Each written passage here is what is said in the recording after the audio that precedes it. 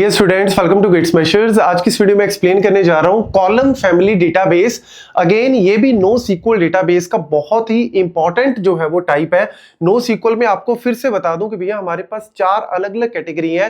पहले हमारे पास आ जाता है जी डॉक्यूमेंट बेस्ड डेटाबेस, फिर इसके बाद हमारे पास आ जाता है की वैल्यू, एक आ जाता है हमारे पास कॉलम फैमिली और एक आ जाता है जी ग्राफ बेस्ड। अब यहाँ पे हम लोग बात कर रहे हैं कॉलम फैमिली। सिंपल से एग्जांपल से आपको बताता हूं कि नॉर्मली टेबल आप सबने देखा होगा। टेबल में जो हम लोग सिंपल सीक्वल के अंदर करते हैं क्रिएट टेबल, टेबल नेम, उसमें डेटा को हम लोग इस तरीके से रो वाइज स्टोर करते हैं। पहली रो में डेटा, फिर दूसरी रो, तीसरी रो, चौथी रो। यहां पे नाम से पता लग रहा है कॉलम, मतलब हम लोग डेटा को कॉलम वाइज स्टोर करेंगे। पहले पहले कॉलम का डेटा, फिर दूसरे कॉलम का डेटा, तीसरे कॉलम का डेटा। इससे क्या एडवांटेज मिलती है, क्या इंपॉर्टेंस मिलती है, वो आपको अभी पता लग जाएगा। एग्जांपल से आपको बताता हूं। तो column family database is a no sequel database that stores the data in the column families rather than traditional rows, जो मैंने अभी आपको बताया। It provides the highly scalability, then flexible and efficient access to the large distributed data set. जहां पे हमारा जो data है वो बहुत ह्यूज अमाउंट ऑफ डेटा है, तो वहां पे स्पेशली आपका ये यूज करना बढ़िया रहता है। क्योंकि जब आप डेटा के ऊपर कोई एनालिसिस क्वेरीज लगाते हो, बहुत सारी क्वेरीज ऐसी हैं जहां पे रो वाइज अगर आप स्टोर करोगे तो वो बहुत स्लो हो जाता है। अगर स्पेशली मिलियन बिलियंस ऑफ रोज है और वहां पे आपका कॉलम फैमिली जो है वो बढ़िया जो है वो आंसर देता है। अभी आपको पता लगेगा, पहले आप एक बार देख लो। पॉपुलर जो है वो कॉलम फैमिली डेटाबेस में हमारे पास आ जाता है अपाचे कैसेंड्रा है, अपाचे एचबेस है, गूगल बिग टेबल्स है। ये सारे एग्जांपल्स है, कई बार इंटरव्यू में पूछ लेते हैं। तो ये अपाचे कैसेंड्रा क्या करता है कि कोई भी आपके पास टेबल आया, आपने नॉर्मल एक टेबल बनाया जिसके अंदर मिलियंस ऑफ रोज है, उसको ये क्या करेगा, एक तो डिस्ट्रीब्यूटेड फॉर्म में स्टोर करेगा अलग अलग लोकेशन में। ये भी हो सकता है कि कॉलम 1 का पूरा डेटा एक लोकेशन में, कॉलम 2 का दूसरी लोकेशन में, कॉलम 3 का, और जब आपको डेटा चाहिए तो ये आपको कंबाइन करके भी पूरा टेबल दे देगा। और अगर लेट्स सपोज आपको सिर्फ एक कॉलम में ही कोई क्वेरी लगानी है तो भैया आपको बाकी कॉलम्स को छेड़ने की जरूरत ही नहीं है, इसीलिए बहुत ज्यादा फास्ट देता है। अभी आपको विजुअलाइज करके दिखाता हूं कैसे मैं बोल रहा हूं। ये देख लो जी, एग्जांपल है ये हमारा नॉर्मल ट्रेडिशनल डेटाबेस जो हम लोग स्टोर करते हैं टेबल्स की फॉर्म में। जैसे मेरे पास एम्प्लॉइज का डेटा है, एम्प्लॉय आईडी है, मल्टीपल एम्प्लॉय आईडीज है, नेम है, डिपार्टमेंट है, सैलरी है।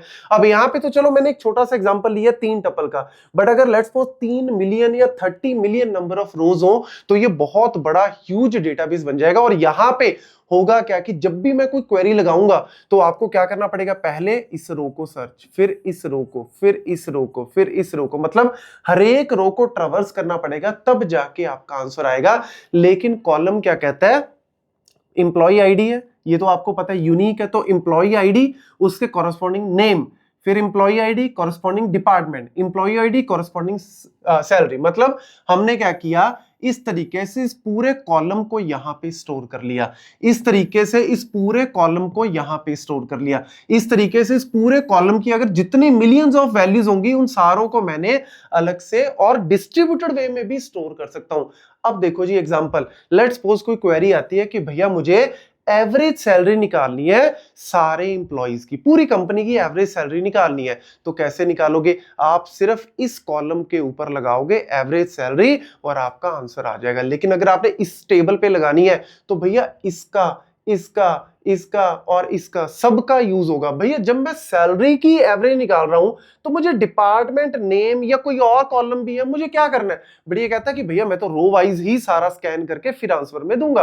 तो ये बहुत ज्यादा जो है वो डिले कर देता है, इसीलिए यहां पे हमें सिर्फ इस चीज की जरूरत है, बाकियों की हमें जरूरत नहीं है। तो सीधा आप इसके ऊपर क्वेरी लगा के कर सकते हो। ऐसे ही अगर आपको बोल दे जी भैया काउंट करो हर एक डिपार्टमेंट में कितने बंदे हैं, तो भैया आप क्या करोगे, ग्रुप बाय डिपार्टमेंट करोगे और काउंट लगा दोगे। तो आपको सिर्फ इस कॉलम की जरूरत है, इसकी जरूरत ही नहीं है, इसकी जरूरत ही नहीं है। तो ये तो कहेगा कि भैया मैं तो सबको साथ लेके चलूंगा, सबका साथ सबका विकास। भाई ये कहता है ना, मैं सिर्फ इस कॉलम में से मिलियंस ऑफ डेटा को उठाऊंगा, बाकियों को मैं छेड़ूंगा ही नहीं। तो भैया जितना कम डेटा होगा उतना ही जल्दी जल्दी आपका सर्च जो है वो होगा। तो ये इस तरीके से एनालिसिस क्वेरीज में बहुत ज्यादा आंसर बढ़िया देता है, स्पेशली ओलैप सिस्टम में जहां पे हम एनालिटिकल क्वेरीज वगैरह लगाते हैं, वहां पे ये बहुत बढ़िया कॉलम फैमिली वर्क करता है। लेकिन ऐसा भी नहीं है कि सब जगह ये बहुत बढ़िया काम करता है। कई बार इंटरव्यू में पूछ लेते हैं कि कहां पे ये फेल हो जाएगा। लेट्स सपोज मुझे इस टेबल में कोई रो इंसर्ट करनी है, कोई नया इंप्लॉई आया जी, उस एम्प्लॉय का नाम है ऋतिक, मैंने उसकी एम्प्लॉय आईडी, नेम ऋतिक है जी, डिपार्टमेंट उसका एचआर है, सैलरी उसकी ये है, तो मैंने उसको इजीली स्टोर कर दिया, एक पूरी रो को एक बार में डाल दिया। लेकिन यहां पे कैसे डालेंगे, इस कॉलम में अलग से इंसर्ट करना पड़ेगा, इसमें अलग से डेटा, इसमें अलग, या फिर तीनों को दोबारा से ज्वाइन करके एक टेबल बनाओगे फिर उसके बाद इंसर्ट करोगे, तो ये थोड़ा सा काम जो है वो टेढ़ा हो जाता है। ऐसी अपडेशन में आपने आईटी की जगह, लेट्स सपोज अमन जो था वो आईटी में था, अब वो चेंज होके सीएस में आ गया, तो आपने इसमें अपडेट कर दिया, लेकिन इसमें आपको जो है वो अपडेट करके टाइम भी थोड़ा सा ध्यान रखना पड़ेगा। सिमिलरली ज्वाइंस वगैरह में जहां पे आपको मल्टीपल वैल्यूज को ज्वाइन करना, तो ये थोड़ा सा मुश्किल हो जाता है, यहां पे कहीं ना कहीं थोड़ा इजी है। तो एनालिसिस वाली क्वेरीज में हमेशा याद रखना ये सबसे बढ़िया काम करता है, लेकिन जो OLTP जो ट्रांजैक्शनल प्रोसेसेस क्वेरीज है, उनमें ये वाला नॉर्मल आपका ट्रेडिशनल डेटाबेस बढ़िया काम करता है। तो बेस्ड ऑन द सिनेरियो हम लोग यूज करते हैं कि कौन से केस में किसको यूज करना है।